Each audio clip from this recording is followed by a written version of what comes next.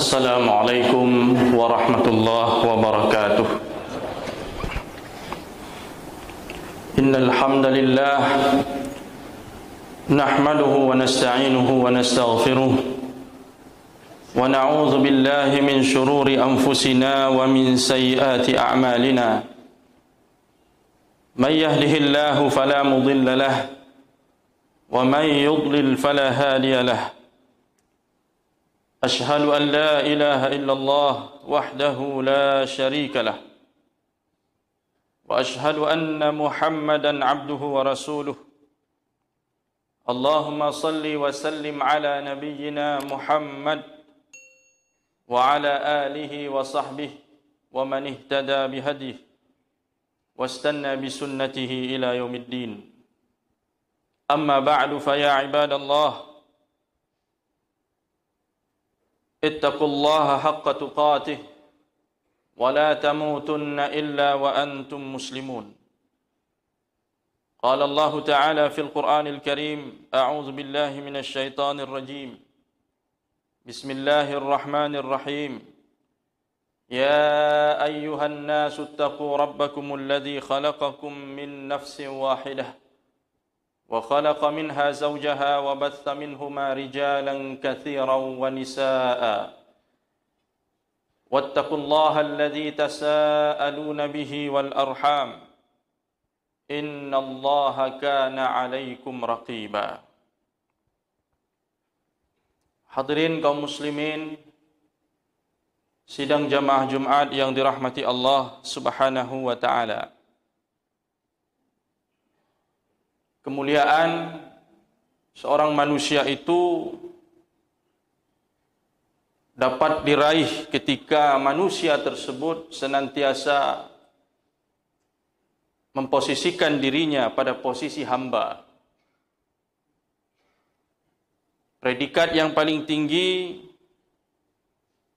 yang dengan predikat itu seorang manusia akan mendapatkan kemuliaan di sisi Allah adalah predikat hamba. Ketika Nabi SAW telah benar-benar menghambakan dirinya kepada Allah Subhanahu wa taala dan dia merupakan hamba Allah yang sesungguhnya, maka kemudian Allah Subhanahu wa taala mengangkat derajat Rasulullah itu setinggi-tingginya. Sehingga dalam peristiwa Isra dan Mi'raj, Rasulullah yang diceritakan dalam ayat tersebut dipanggil dan dibahasakan dengan abdun, dengan hamba. Subhanalladzi asra bi'abdihi lailan minal masjidil harami ilal masjidil aqsa alladzi barakna haulahu linuriyahu min ayatina innahu huwas samiul basir. Diangkat setinggi-tingginya oleh Allah karena beliau telah menghambakan dirinya kepada Allah dengan sebenar-benarnya. Maka ketinggian kita di sisi Allah, kemuliaan keluarga kita, masyarakat kita, bangsa dan negara kita hanya akan memperoleh kemuliaan di sisi Allah ketika kita sepakat untuk menjadi hamba Allah. Ketika kita mencoba keluar dari koridor sebagai hamba Allah, maka disitulah awal dari kehancuran. Syekh Abdul Rahman As-Sa'di dalam tafsirnya mengatakan bahwa predikat hamba atau disebut dengan istilah ubudiyah itu terbagi dua. Ada yang disebut dengan ubudiyah ammah, yaitu ubudiyah lirububiyatillah. Status hamba karena kita telah diciptakan oleh Allah. Maka yang seperti ini, semua yang diciptakan oleh Allah disebut hamba. Abdullah, hamba Allah. Baik yang beriman maupun yang kafir, asalkan dia diciptakan oleh Allah dan semuanya pasti diciptakan oleh Allah, maka dia sebagai hamba. Ini ubudiyah ammah secara umum. Dan di situ tidak ada kemuliaan. Karena mau tidak mau kita sebagai hamba karena sudah diciptakan oleh Allah Subhanahu wa taala. Makanya dalam sebuah ayat dikatakan, a'udzubillahi minasyaitonirrajim, In kullu man fis samawati wal ard illa atir rahmani abda. Setiap orang yang ada di langit dan bumi, tanpa terkecuali semuanya akan datang menghadap Allah sebagai seorang hamba. Semuanya. Fir'aun itu hamba Allah, karena memang Allah yang menciptakan dia. Abu Jahal dan Abu Lahab itu hamba Allah, Abdullah. Tapi hamba di sini ubudiyah li rububiyah. Ada satu ubudiyah yang mulia, ubudiyah yang istimewa, yang disebut dengan ubudiyah khassah, ubudiyah li uluhiyatillah. Kehambaan seseorang itu karena dia mengabdi kepada Allah. Dia disebut Abdullah, hamba Allah, karena dia mengabdi kepada Allah dan menjalankan fungsinya sebagai hamba Allah Subhanahu wa taala. Maka ubudiyah yang seperti inilah yang mendapatkan kemuliaan, yang mendapatkan keistimewaan. Bukan seperti ubudiyah yang pertama tadi. Ubudiyah yang kedua ini, ketundukan dia, pengabdian dia kepada Allah Subhanahu wa taala. Dia menjalankan fungsinya sebagai hamba Allah. Salah satu ubudiyah khusus dan ubudiyah yang istimewa tersebut ada di dalam surah Al-Furqan ayat 63 tentang ibadur rahman. Di situ Allah Subhanahu wa taala menjelaskan kepada kita sifat-sifat, kriteria-kriteria hamba Allah yang istimewa ini. Ibadur rahman. Hamba-hamba Allah yang maha penyayang. Situ Allah Subhanahu wa taala berfirman, a'udzubillahi minasyaitonir rajim. Wa ibadur rahmanil ladzina yamshuna 'alal ardi hauna wa idza khatabahumul jahiluna qalu salama. Dan seterusnya. Ada sekitar belasan kriteria hamba Allah ibadur rahman yang dijelaskan pada surah Al-Furqan tersebut ayat 65 sampai ayat 76 atau 77. Yang akan kita bahas pada kesempatan yang mulia ini adalah ayat 65 ini saja, yaitu ibadur rahman, hamba-hamba Allah yang maha penyayang. Di sini diidhafah kata ibad kepada Ar-Rahman. Hamba disandarkan kepada Ar-Rahman, Allah yang maha penyayang. Dalam bahasa Arab, idhafah yang seperti ini disebut idhafah tashrif. Disandarkan suatu kata itu kepada kata berikutnya untuk kemuliaan. Ibad itu hamba, kemudian disandarkan kepada Ar-Rahman, Tuhan yang maha penyayang. Ini merupakan sebuah kemuliaan. Maka ubudiyah di sini adalah ubudiyah khassah. Hamba dalam arti yang istimewa tadi. Yang akan mendapatkan rahmat dari Allah Subhanahu wa taala, mendapatkan ampunan Allah, mendapatkan pembelaan dari Allah, pertolongan dari Allah dalam setiap langkah kehidupannya. Siapakah mereka itu? Alladzina yamshuna 'alal ardi hauna. Yaitu orang-orang yang berjalan di atas muka bumi ini hauna, dengan rendah hati. Para mufassir mengatakan maksudnya mereka menjalani kehidupan ini dengan hauna. Hauna itu artinya sakinina mutawadhi'in. Menjalani kehidupan ini dengan tenang dan rendah hati, mutawadhi'in. Kehidupan ini penuh dengan dinamika, silih berganti, keadaan berubah-ubah, maka ibadur rahman ini akan mampu mengendalikan dirinya dalam setiap keadaan sehingga dia tetap berada di atas rambu-rambu Allah Subhanahu wa taala. Menghadapi segala dinamika ini dengan tenang, sakinin. Dengan penuh kesabaran dan pengendalian diri. Ketika dia menghadapi nikmat, bagaimana dia seharusnya menyikapi nikmat itu. Dia akan menjadi hamba yang bersyukur. Ketika dia menghadapi musibah, kesulitan, bagaimana seharusnya dia bersikap menghadapi kesulitan itu. Dia akan bersabar, ridha dengan segala keputusan Allah Subhanahu wa taala. Dia menghadapi hidup ini dengan tenang, mengendalikan dirinya agar senantiasa tetap di atas jalan Allah Subhanahu wa taala. Kemudian mutawadhi'in, menjalani hidup ini dengan rendah hati, tidak dengan kesombongan dan keangkuhan, baik dari perilaku maupun ucapannya. Pikiran, ucapan dan perilakunya mencerminkan sebagai orang yang rendah hati. Tawadhu' lillah, kepada Allah Subhanahu wa taala yang telah menciptakannya, dan tawadhu' li ibadillah, rendah hati kepada manusia, pada hamba-hamba Allah yang lain.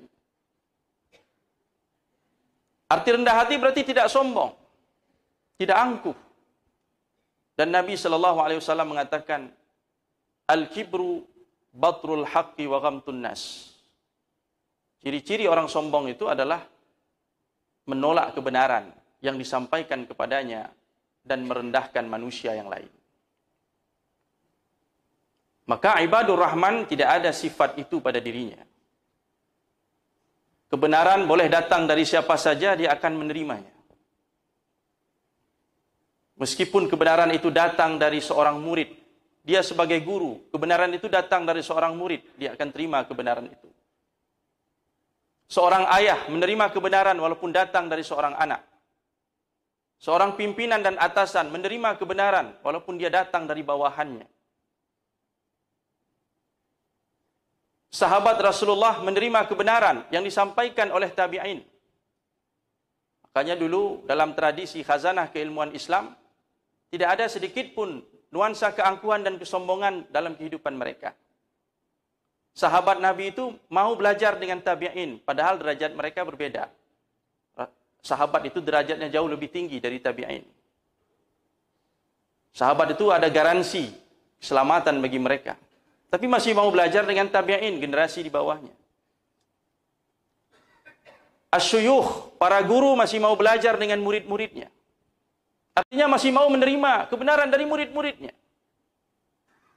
Imam Bukhari belajar dengan Tirmizi. Bukhari itu guru, Tirmizi itu murid. Al-aba anil abna. Ayah-ayah menerima kebenaran, menerima ilmu dari anak-anaknya. Begitulah Islam mengajarkan kepada kita. Tidak boleh ada kesombongan dalam kehidupan, dalam hati kita.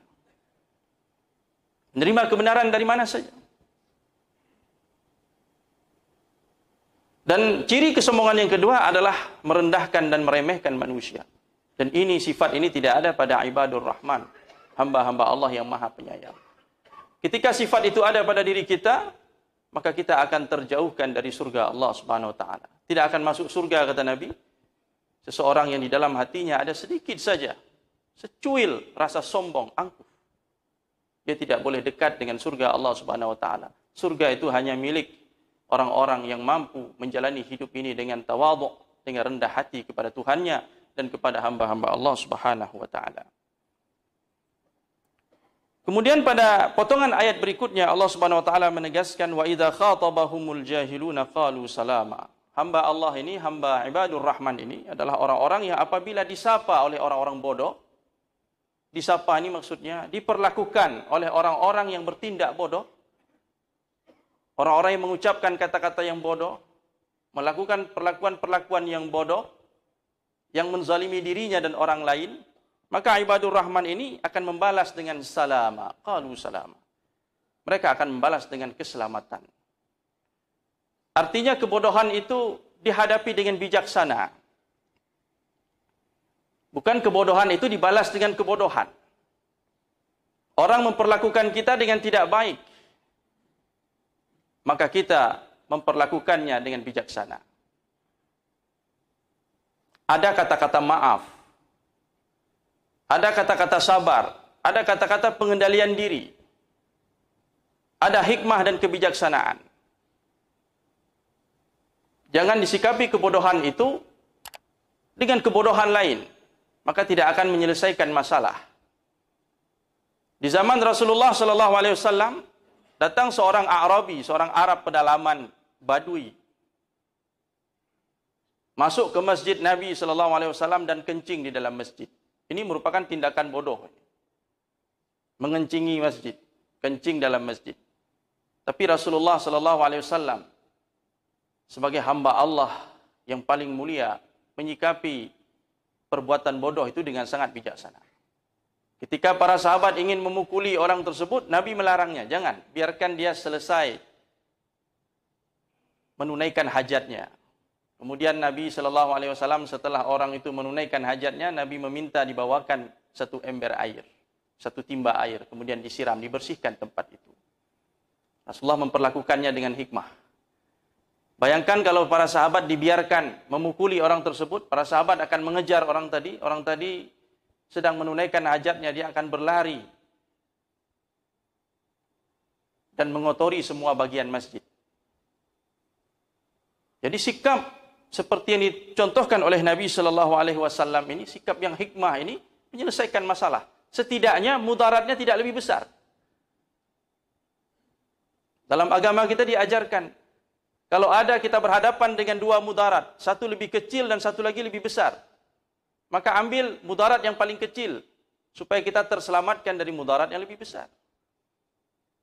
Masjid dikencingi ini mudarat, tapi hanya satu bagian saja. Kalau seandainya diperlakukan dengan kasar, orang tadi akan mengotori semua masjid. Mudaratnya lebih besar. Disinilah dibutuhkan sikap yang hikmah dan bijaksana. Salama tadi. Sikap, tindakan, keputusan-keputusan yang menyelamatkan kita dari mudarat yang lebih besar. Rasulullah SAW pernah diperlakukan dengan kasar, tapi Rasulullah membalasnya dengan kebaikan, dengan ihsan. Sampai akhirnya orang yang memperlakukan Nabi dengan kasar itu pulang ke kampung halamannya dan mengajak orang lain masuk Islam. Satu kabilah masuk Islam karena perlakuan Rasulullah yang begitu baik dan bijaksana menghadapi kebodohannya itu. Macam-macam peristiwa pada zaman Nabi SAW. Banyak dinamikanya, banyak perjuangannya. Ada yang berbicara dalam sholat, Nabi menyikapinya dengan hikmah, Nabi mengajarkannya dengan baik. Kebodohan-kebodohan itu disikapi oleh Rasulullah, diselesaikan dengan hikmah, dengan salama tadi. Sehingga menjadi solusi. Betapa banyak orang yang tertarik hatinya kepada Islam ini disebabkan karena perilaku Rasulullah, sikap dan keputusan Rasulullah yang tidak tergesa-gesa, tapi Rasulullah memperlakukannya dengan sangat bijaksana. Inilah yang dicontohkan oleh Nabi SAW dan dicontohkan oleh para sahabatnya. Kita pun demikian. Dalam kehidupan ini kita berhadapan dengan segala realitas kehidupan, dengan dinamika kehidupan, problem kehidupan. Maka sebagai ibadur rahman, sebagai hamba-hamba Allah yang maha pengasih dan penyayang, maka kita harus belajar bersikap bijaksana. Menahan diri, tidak marah. Kazmul ghaiz. Rasulullah SAW mengatakan, orang yang kuat itu bukan orang yang menang dalam setiap perkelahian dan pergulatan, tapi yang kuat itu alladzi yamliku nafsahu 'indal ghadab, orang yang mampu menahan marah ketika dipancing dia untuk marah. Itu orang yang kuat, orang yang kokoh, yang tangguh, orang seperti itu. Apabila kamu marah, kata Rasulullah, dalam keadaan berdiri, maka duduklah. Jika duduk masih marah, maka berbaringlah. Marah itu dari syaitan, kata Nabi SAW. Dan syaitan dari api. Maka jika kamu marah, dan api itu dipadamkan dengan air. Jika kamu marah, maka berwuduklah. Jadi Islam mengajarkan kiat-kiat untuk menahan diri dari marah. Setelah menahan diri dari marah, ada kata maaf. Al-af, memaafkan. Bahkan peringkat yang lebih tinggi, al-ihsan ilal musi. Memperlakukan orang yang berbuat buruk itu dengan kebaikan. Memperlakukan orang yang bertindak bodoh tadi dengan al-ihsan ilaih, dengan berbuat baik kepadanya. Sehingga dengan sikap-sikap yang seperti ini, maka banyak persoalan-persoalan yang bisa terselesaikan dalam kehidupan ini. Demikianlah kaum muslimin yang dirahmati Allah, salah satu di antara sifat dan kriteria dari ibadur rahman yang dipuji oleh Allah Subhanahu wa taala di dalam surah Al-Furqan ini. Demikian yang dapat kami sampaikan, mudah-mudahan bermanfaat bagi kita semua. Aqulu qauli hadza wa astaghfirullah li wa lakum, istaghfiruh innahu huwal ghafurur rahim.